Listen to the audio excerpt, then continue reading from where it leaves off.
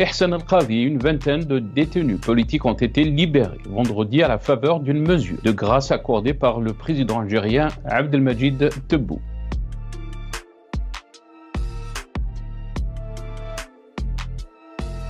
Le 23 décembre 2022, j'ai été arrêté. Les studios de Radio M et la salle de rédaction ont été mis sous scellé. C'était brutal, c'était violent. J'ai été arrêté à minuit. La perquisition le lendemain a été extrêmement choquante. Je portais les menottes pendant qu'on vidait les 400 mètres carrés de nos locaux, les ordinateurs, les centrales, les caméras. Tout ce qui nous servait d'outil de travail a été saisi, séquestré.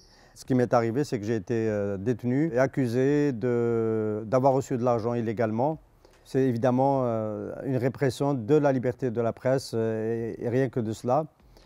Tout ce qui a tourné autour était évidemment une tentative de justifier ce qui ne pouvait pas l'être. Il faut savoir que Radio M et nos médias se sont positionnés depuis leur naissance dans un espace qui était relativement libre, c'est celui du débat indépendant, de l'information indépendante. Et c'est ce statut qui était devenu insupportable pour le système et en particulier pour la présidence de la République. J'ai été poursuivi personnellement plus d'une fois. J'ai été même condamné pour un de mes écrits à 6 mois de prison ferme. Il fallait aussi que Radio M disparaisse de la scène, tout comme des partis politiques ont été dissous ou suspendus, des associations dissous ou suspendues, des leaders du Hirak envoyés en prison. Et donc, il n'y avait aucune raison qu'à partir d'un certain moment, Radio M ne suive pas le même destin. La détention en prison, cela s'est fait donc en compagnie d'autres détenus d'opinion. Nous étions plus d'une vingtaine à l'aile dans laquelle j'ai été détenu.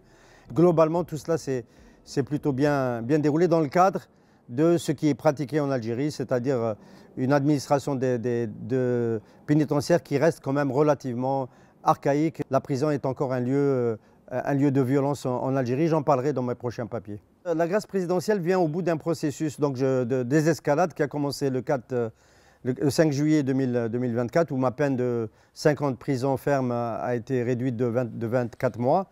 Pour moi, c'est un dénouement tout à fait logique et même tardif, parce qu'il y a eu une campagne très importante en Algérie. Il y a eu plusieurs initiatives, des pétitions qui ont été signées, des personnalités qui ont interpellé le président de la République, et puis une campagne qui s'est poursuivie à l'international, qui s'est amplifiée avec toutes les ONG qui travaillent sur les questions des droits de l'homme et sur les questions des journalistes, Reporters sans frontières évidemment en première ligne.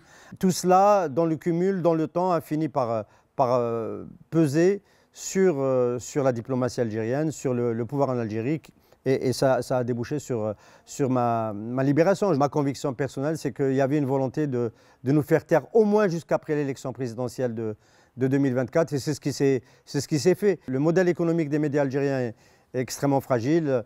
Il n'y a aucun média privé qui arrive à réellement s'équilibrer par ses revenus, par son travail. Les publics se sont détournés des médias et aujourd'hui la question de l'avenir de l'industrie médiatique et du journalisme en Algérie est totalement posée. Mais cela ne nous empêche pas d'envisager quand même l'avenir positivement et d'essayer de reconstruire une éthique, reconstruire notre métier, notre relation avec le public. Les citoyens ont besoin de l'information et d'une information indépendante, et nous allons nous atteler, tant que nous pouvons, à la restaurer et à pouvoir la proposer à nos concitoyens.